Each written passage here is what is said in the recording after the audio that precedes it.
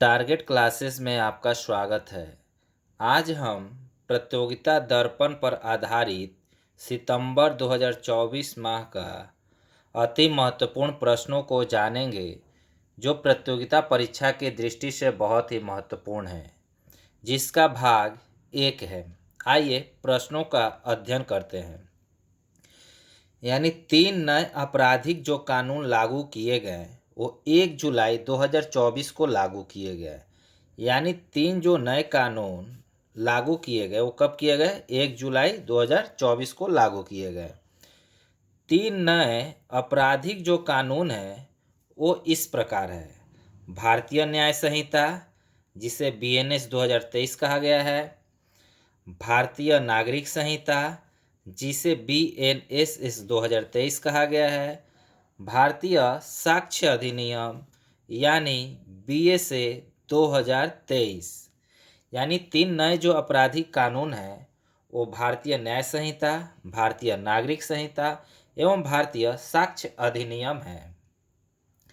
3 कानूनों को संसद में जब पारित किया गया वो दिसंबर 2023 को पारित किया गया।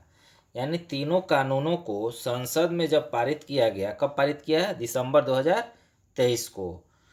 तीनों कानूनों को राष्ट्रपति को जो मंजूरी मिली वो 25 दिसंबर 2023 को तीनों कानूनों को राष्ट्रपति को द्वारा मंजूरी मिला। BNS में कुल धाराएं की संख्या 358 है। यानी BNS में कुल धाराओं की संख्या कितनी है? 358। राज्यसभा में सदन के जो नेता हैं वो JP नड्डा नियुक्त किए गए हैं। यानी राज्यसभा में सदन के नेता कौन है? JP नड्डा हैं। लोकसभा में विपक्ष के नेता राहुल गांधी जी हैं। लोकसभा में विपक्ष के नेता कौन है? राहुल गांधी। राष्ट्रपति भवन के दरबार हॉल का नया जो नाम दिया गया उसे गणतंत्र मंडप नाम रखा गया है। यानी राष्ट्रपति भवन के दरबार हॉल का नया नाम जो दिया गया है वो गणतंत्र मंडप रखा गया है। वहीं राष्ट्रपति भवन के अशोक हॉल का नया नाम अशोक मंडप रखा गया है। यानी दरबार हॉल का नया नाम क्या रखा गया है? गणतंत्र मंडप। और अशोक हॉल का नया नाम क्या रखा गया है? अशोक मंडप। असम का मोईदम यूनेस्को की विश्व विरासत स्थल में शामिल किया गया। यह जो शामिल किया गया यह भारत का 43वां स्थान है। 43वां जो स्थान रहा वो किसका रहा? असम का मोईदम।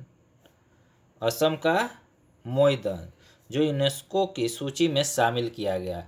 यानी अब तक कुल 43 स्थान यानी स्थल है जो विश्व के यूनेस्को की सूची में शामिल किया गया है। दुर्गम पहाड़ी पर तैनाती के लिए देश में निर्माणाधीन जो टैंक है वो जोरावर है। यानी दुर्गामी पहाड़ी पर तैनाती के लिए जो देश का निर्माणाधीन जो टैंक बना है वो कौन सा है? जोरावर है। जोरावर का जो परीक्षण हुआ वो गुजरात के हाजीरा संयंत्र से किया गया। यानी जोरावर का जो परीक्षण किया गया वो गुजरात के हाजीरा संयंत्र में किया गया। हाल ही में 17 वर्ष की सेवा के पश्चात US-3H हेलीकॉप्टर की विदाई जो हुई, जिसका समारोह विशाखापत्तनम में किया गया। यानी 17 वर्ष की सेवा करने के पश्चात US-3H का विदाई किया गया, जिसका जो समारोह किया गया वो विशाखापत्तनम में किया गया। ब्रिटेन के नए प्रधानमंत्री जो नियुक्त किए गए हैं वो कीर स्टामर है। यानी कीर स्टामर जो है वो ब्रिटेन के नए प्रधानमंत्री नियुक्त हुए हैं, जिनका संबंध लेबर पार्टी से है। किस पार्टी से है? लेबर पार्टी से। लेबर पार्टी की जो सत्ता की वापसी हुई है वो 14 वर्ष बाद हुई है। यानी लेबर पार्टी जो सत्ता में आई है वो कितने वर्षों बाद आई है? 14 वर्षों बाद आई है। जिसके सीटों की संख्या 560 में से 511 सीट इसने हासिल की है। भारतीय मूल के निर्वाचित उम्मीदवारों की जो संख्या है इसमें 26 है। यानी जो ब्रिटेन में जो चुनाव हुए उसमें जो लेबर पार्टी की जो सत्ता आई उसमें भारतीय मूल के निर्वाचित उम्मीदवारों की जो संख्या है वो 26 है। ब्रिटेन की पहली वित्त मंत्री राचेल टीएस है, जो पहली महिला वित्त मंत्री बनी है। यानी ब्रिटेन की पहली महिला वित्त मंत्री जो बनी है वो कौन बनी है? राचेल टीएस बनी है। डोनाल्ड ट्रंप पर जानलेवा हमला हुआ। जो यह जानलेवा हमला हुआ वो किस शहर में हुआ? वो पेंसिल्वेनिया प्रांत के बटलर शहर में हुआ था। यानी हाल फिलहाल डोनाल्ड ट्रंप के कनपट्टी पर एक गोली लगी थी जो पेंसिल्वेनिया के प्रांत के बटलर शहर में हुआ था। ईरान के जो नए राष्ट्रपति नियुक्त किए गए हैं वो मसूद पेजेराकियन को नियुक्त किया गया है। यानी ईरान के जो नए राष्ट्रपति है कौन है?